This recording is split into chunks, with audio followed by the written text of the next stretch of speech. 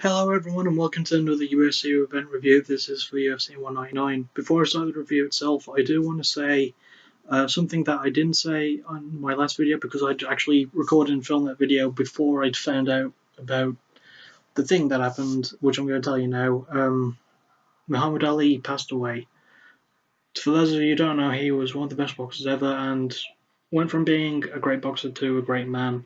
Even suffering the way he did from all the things that happened, he's still, he was a fighter through and through without doubt. He did more than just box. He was a great humanitarian. He fought for equality. He fought for so many things, and became a piece of not just American culture, but I definitely think a piece of culture that we should all aspire to be like. So, rest in peace to Muhammad Ali.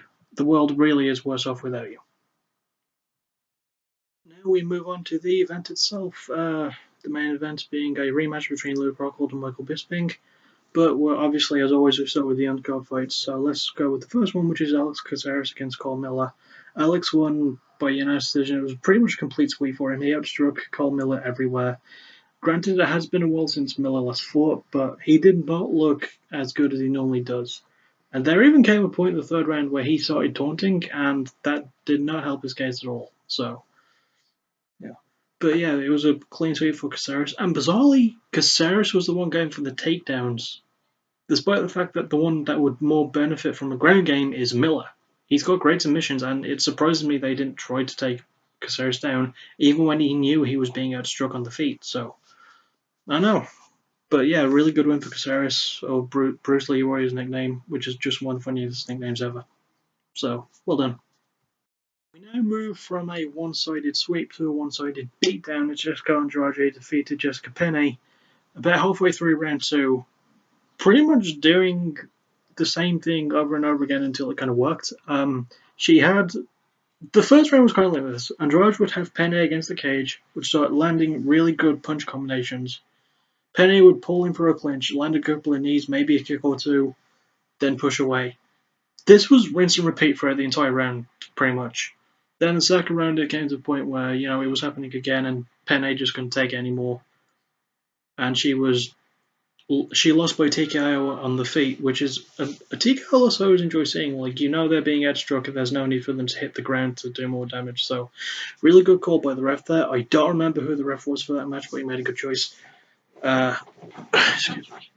So, yeah, really good win for Andrade, who has always been one of my favourite female fighters ever since I started watching her. She's really good.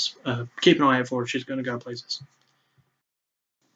Next up, we have kind of an upset. Not a lot of people were expecting this fight to go the way it did, but it did, as Beneil Dariush managed to knock out James Vick near the end of the first round.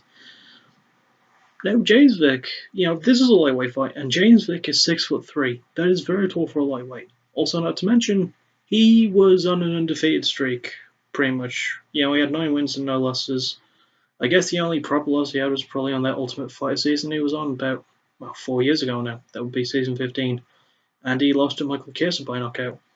But anyway, this was a really, really good finish for Darius. Just a really nice clean left that knocked Vick out. After he had him against the cage and stunned him as well, he walled him with a good couple of shots, then just that flush left took him out completely.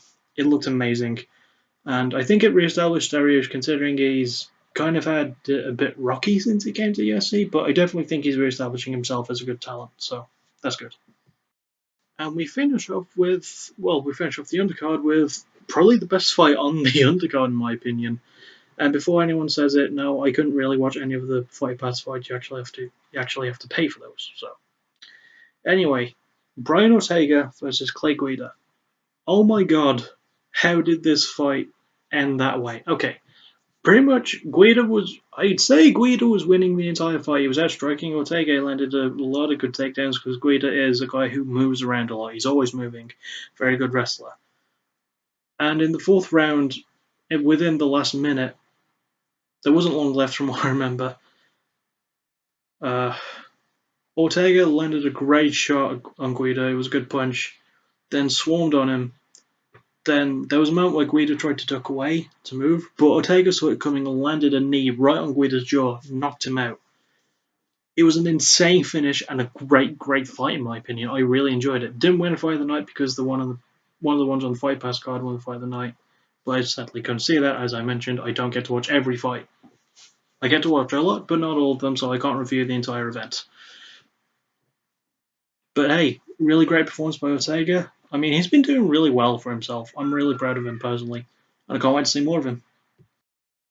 We move on from that to the main card, and we open with a lightweight fight where we have Dustin Poirier, and I believe this is the first time he's fought at lightweight in the UFC. I could be wrong, against Bobby Green, who himself is a really tough striker. And it didn't go too well for Green. It was pretty much like 3 minutes into the first round, and Poirier just landed some really good combos and knocked Green the hell out. There's really not much I could say. I don't remember too much of the fight considering how quick it ended.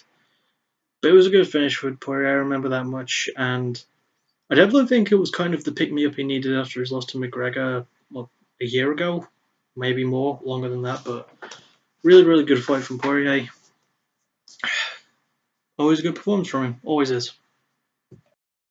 We move on from there to another absolutely insane finish. Give me a second.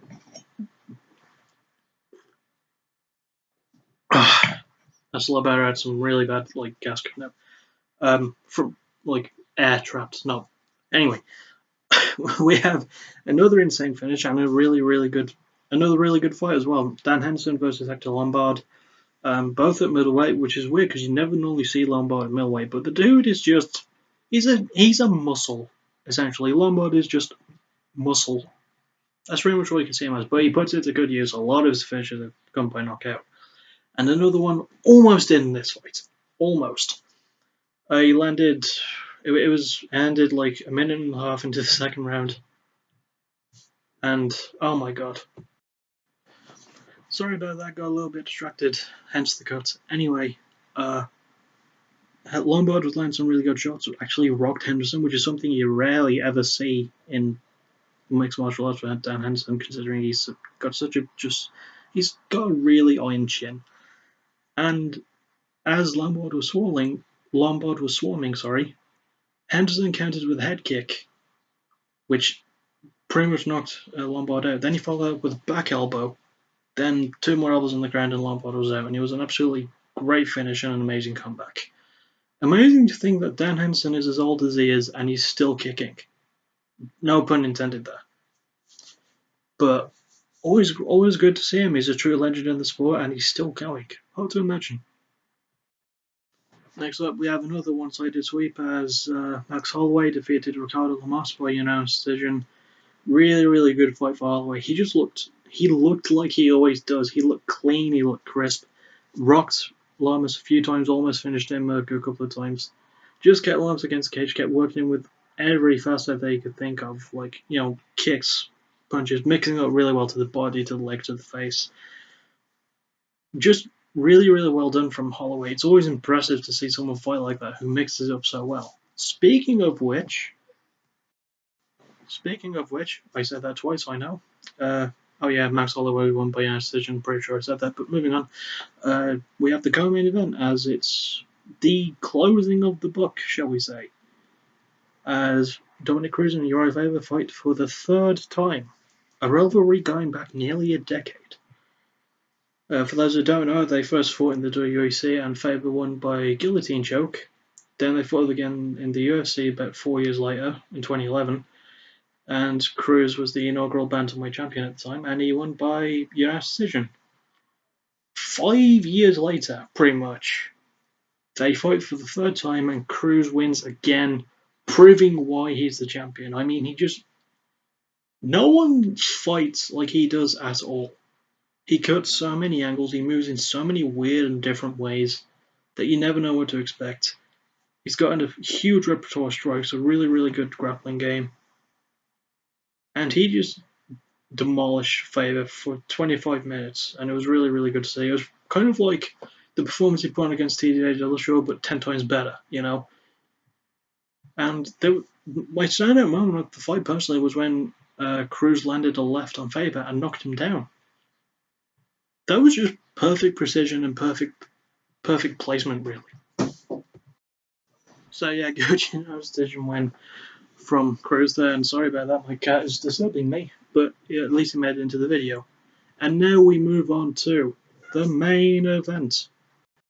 And this is the reason that I am so damn happy. 3 minutes and 36 seconds of what was actually a very, very close fight. I honestly had Luke Rockhold winning up until this point. Bisping landed a beautiful flush left hook, which wobbled Rockhold, sent him stumbling back, caught up with him, landed a great extra left to the jaw, knocked him out. Clean. Just beautiful to watch, and history absolutely made. Like, for 2 fights, obviously, the third Cruz and Faber fight, really, really good. And first ever British UFC champion. Oh my god, I remember when I watched the fight yesterday, and I screamed, yes, it's finally fucking happened. Those are the words I used. I scared my family half to death. Then I explained to them why I was so happy, and they sort of understood. They're not as big UFC fans as I am, but I just really am happy we finally have a UK champion now in the UFC. And I always thought it would be Bisping. I always had an inkling it would be him. I was so nervous for him, but my faith is absolutely 100% restored in him, I think. He put on a great performance, really, really good finish, and I could not be happy with the result because, wow. What more needs to be said? Anyway, that's pretty much all I have to say. It was a really, really good event, lots of good finishes, lots of good fights. I do really wish I could be asked with getting the fight pass. Yeah. Anyway, I'll see you all in the next video, whenever that may be, so just take care of yourselves.